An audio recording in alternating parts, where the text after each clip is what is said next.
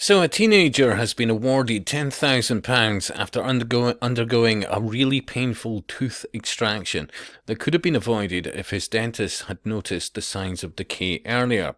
Toby Parker, who has been visiting the same dentist for more than a decade, alleges that while fluoride toothpaste applied was Tom his teeth.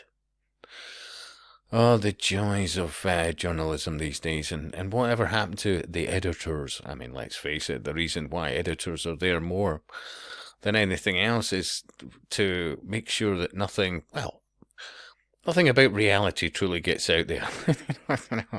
But other than that, yeah, there's not quite the focus, shall we say, on, grammar, spell checking even.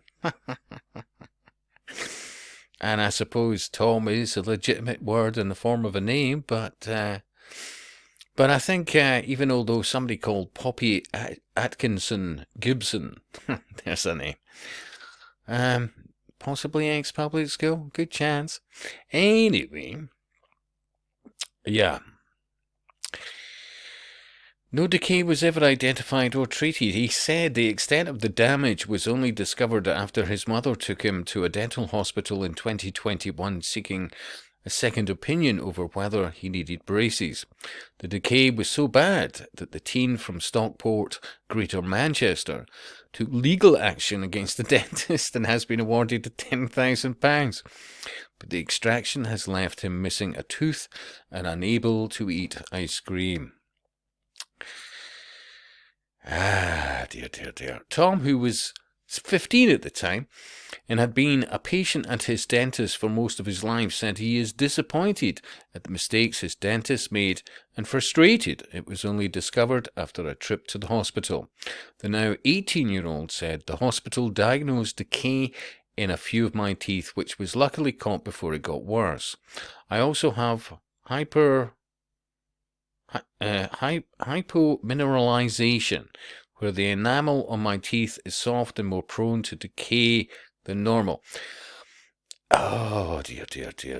There's a lot that I'm not entirely happy about with here. For example, the abrogation of personal responsibility, even as regards the parent. Well, to a point. I mean, they can't always say, open your mouth, let's look at this, blah, blah, blah. But how is it the dentist's job? The dentist's job is to, sort out fillings, whatever else, to extract teeth, blah, blah, blah. Your responsibility is to make sure you're not consuming things which will rot your teeth and thus cause damage in the form of deterioration through rot, for example, because it's the rotting, it's the acidic attack, and you could argue in some respects alkaline attack constantly on enamel, which is a tough substance by nature, but over time exposure to certain acids and alkalis in the form of sugars and blah, blah, blah, you're going to have issues, you're going to have problems. And while the promotion of fluoride toothpaste, which I would very much discourage because fluoride is an industrial waste that was first used on humans in concentration camps because it dulled the mind, it affected them to their detriment health-wise and made them easier to manage and so much more. And then, of course, you could go off at more tangents, like, and they decided to put this into to the very water you drink in many parts of the world. Not great, no. Fluoridosis, you should look it up. Let me think. You could also look up the fluoride deception, definitely. You could also look up poison in the mouth, which was a documentary done by, I think it was the BBC actually, back in the days. It had some decent people still there, and it exposed the mercury in fillings and how it affected the brain, and that every time you were having a cup of tea, for example, or some other warm or hot liquid, minute amounts of the filling was going into your brain. And of course, at the time in this documentary done in the 90s, it was proven beyond a shadow of a doubt that there was quite the concern among dentists about the extraction of these, what were called amalgam fillings, were having on their own health as they inhaled, well, whatever was coming out the filling as they were drilling into it. So much so that, and remember when they were actually, when they were dealing with the disposal of fillings, it was lab conditions, people wearing breathing apparatus and all the rest of it. Meanwhile, the dentists didn't realize any of this. It's a complex subject. And while my teeth are not the best, I am 56 and I used to, munch away on sweets as a child, much to my detriment. I ended up getting many a filling as a child, and maybe to the long-term detriment of my intellect.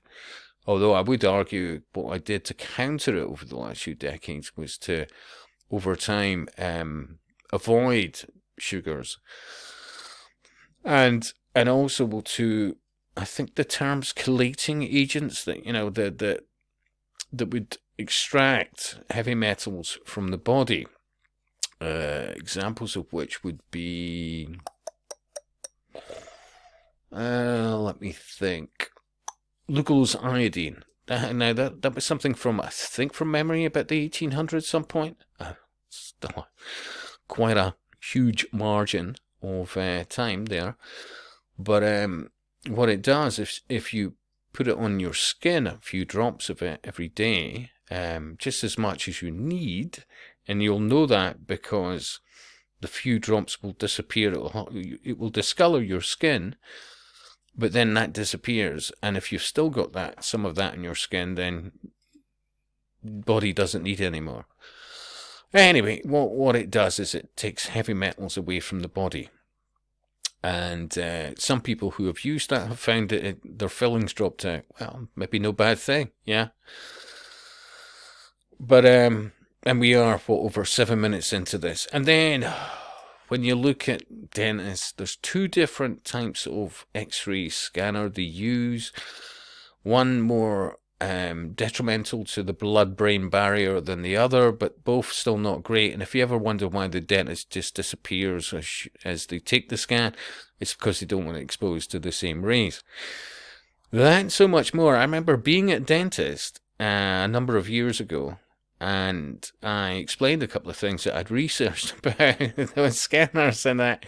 And at some stage, he took a sabbatical, especially when I went into the joys of fluoride and its net effect on the brain. But yeah, let me emphasize that these X-rays will attack the blood-brain barrier by its very nature of what it does. So even if you've got the money and you've got bad teeth, right? Even the solutions there, for example, if you've got the wealth to have teeth placed into your jaw, the amount of scans needed to do that, the materials used to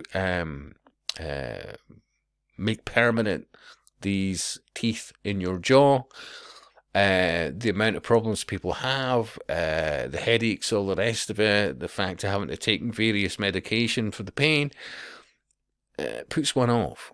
The other options, well, false teeth. Unfortunately, even there, the materials they make for it, very much plastic orientated, which over time, day by day, releases a certain amount of chemicals that you absorb into your body, and over time it's not great for you.